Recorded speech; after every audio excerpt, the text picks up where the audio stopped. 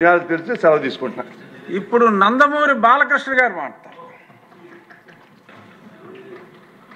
అధ్యక్ష, ఇందాక గౌరవ శాసనసభ్యులు కామినేని శ్రీనివాసరావు మాడుతూ అప్పుడు అందరూ ఇండస్ట్రీ కలవడానికి వెళ్ళినప్పుడు సైకో గారిని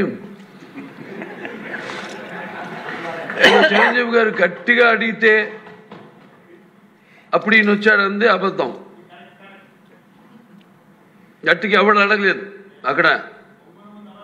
అది మీరు అన్నారు ఇందాక, ఏదో గట్టిగా అడిగితే ఈయన వచ్చాడు మళ్ళీ కలవడానికి, లేకపోతే ఏదో సినిమాటోగ్రఫీ మినిస్టర్ కలవమన్నారు అని. ఏంటంటే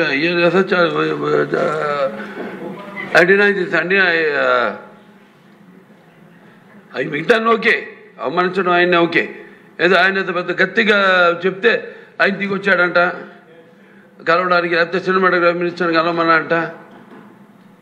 మనం కూడా నాకు ఇన్విటేషన్ వచ్చింది ఇక్కడ ఫిల్మ్ డెవలప్మెంట్ ఒక లిస్ట్ తయారు చేయమని. నాది 9వ పేరు వేశారు. అది ఎవరో ఈయన నేను అడిగాను కూడా, దుర్గేష్ గారిని కూడా అడిగాను, గౌరవ సినిమాటోగ్రఫీ మంత్రి కూడా అడిగాను ఎవడో అడి వేసిందని. The respect a human being, even be opposition or us. 9వ పేరు వేశారు. ఇదే అదేదో గట్టిగా ఎవడు అడిగాడు, గట్టిగా అడిగితే పంపించారు లోపలికి, వచ్చాడు ఈడు కలవడానికి. Sorry, I want to clarify this. No, very good, sir. Nonsense. గౌరవనీయ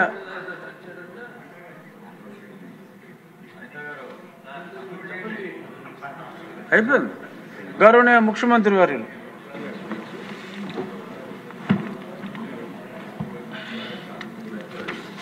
అధ్యక్ష,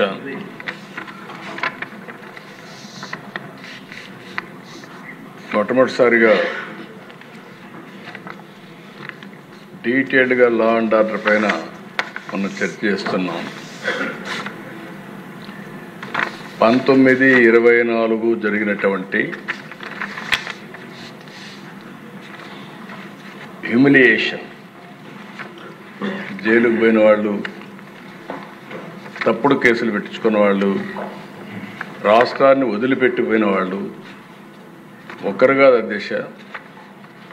ప్రజాస్వామ్యాన్ని కాపాడాలి అని మాట్లాడిన వాళ్ళందరూ కూడా బాధితులే. ఈరోజు ఇక్కడ స్పీకర్ గారు ఉన్నారు. ఆయన్నైతే నాకు బాగా జ్ఞాపకం, అయ్యన్న పాత్రుడు గారిని. కడాన ఆయన పైన పెట్టిన కేసు అటెంప్ట్ టు రేప్. ఈ వయసులో ఆయన పైన దట్ ఈస్ ది ట్రీట్మెంట్. ఆయన ఇంటి దగ్గర అయితే ఎంత భయంకరంగా ప్రయత్నం చేశారంటే, ఇక్కడ ఉండే వాళ్ళందరికంటే 5 సంవత్సరాలు ప్రతి ఒక్క కేసుని ప్రత్యక్షంగా మానిటర్ చేసి, మళ్ళీ నిద్రలేని రాత్రులు, మళ్ళీ వీళ్ళు జైలుకు పోతే బయట వచ్చే వరకు ఇదే పని. అడ్వకేట్స్ డబ్బులు లేకపోతే అప్పులు చేసి కేసులు కూడా వాదించిన పరిస్థితి. ఇలాంటి అనేక అప్ టు సుప్రీంకోర్టు లాయర్స్ అధ్యక్ష, అవన్నీ చేశాం.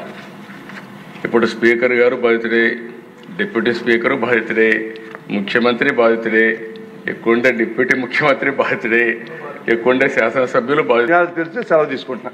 ఇప్పుడు నందమూరి బాలకృష్ణ గారు మాట్లాడతారు. అధ్యక్ష, ఇందాక గౌరవ శాసనసభ్యులు కామినేని శ్రీనివాసరావు మాడుతూ అప్పుడు అందరూ ఇండస్ట్రీ కలవడానికి వెళ్ళినప్పుడు సైకో గారిని చిరంజీవి గారు గట్టిగా అడిగితే అప్పుడు ఈయన వచ్చాడంది అబద్ధం. గట్టిగా ఎవడు అడగలేదు అక్కడ. అది మీరు అన్నారు ఇందాక, ఏదో గట్టిగా అడిగితే ఈయన వచ్చాడు మళ్ళీ కలవడానికి, లేకపోతే ఏదో సినిమాటోగ్రఫీ మినిస్టర్ కలవమన్నారు అని. ఏంటంటే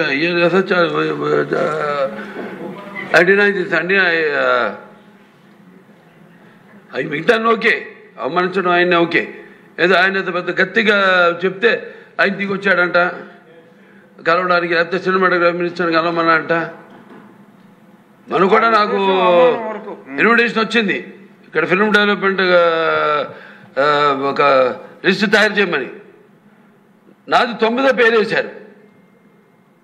అది ఎవరో ఈయన నేను అడిగాను కూడా, దుర్గేష్ గారిని కూడా అడిగాను, గౌరవ cinematography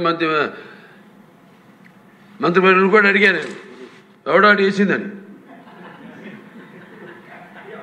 The respect a human being, even be opposition or us. 9వ పేరు వేశారు. ఇదే అదేదో గట్టి ఎవడు అడిగాడు, గట్టిగా అడిగితే పంపించారు లోపలికి, వచ్చాడు ఈడు కలవడానికి. Sorry, I want to clarify this. No, very good, sir. Nonsense. గౌరవనీయ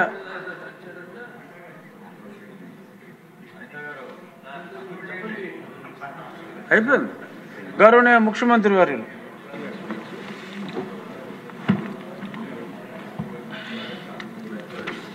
అధ్యక్ష,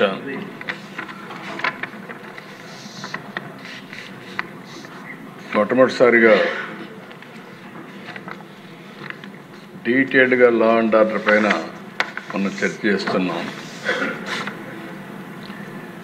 19/24 జరిగినటువంటి హ్యూమిలియేషన్, జైలుకు పోయిన వాళ్ళు, తప్పుడు కేసులు పెట్టించుకున్న వాళ్ళు, రాష్ట్రాన్ని వదిలిపెట్టిపోయిన వాళ్ళు ఒక్కరు కాదు అధ్యక్ష. ప్రజాస్వామ్యాన్ని కాపాడాలి అని మాట్లాడిన వాళ్ళందరూ కూడా బాధితులే. ఈరోజు ఇక్కడ స్పీకర్ గారు ఉన్నారు. ఆయన్నైతే నాకు బాగా జ్ఞాపకం, అయ్యన్న పాత్రుడు గారిని. కడాన ఆయన పైన పెట్టిన కేసు అటెంప్ట్ టు రేప్. ఈ వయసులో ఆయన పైన దట్ ఈస్ ది ట్రీట్మెంట్.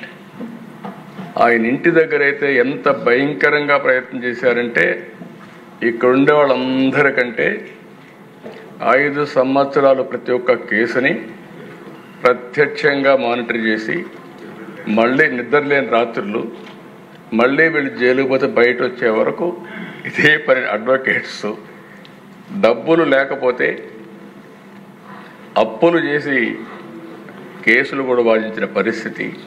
ఇలాంటి అనేక అప్ టు సుప్రీంకోర్టు లాయర్స్ అధ్యక్ష అవన్నీ చేశాం. ఇప్పుడు స్పీకర్ గారు బాధితుడే, డిప్యూటీ స్పీకరు బాధితుడే, ముఖ్యమంత్రి బాధితుడే, ఎక్కువండే డిప్యూటీ ముఖ్యమంత్రి బాధితుడే, ఎక్కువండే శాసనసభ్యులు బాధితులే.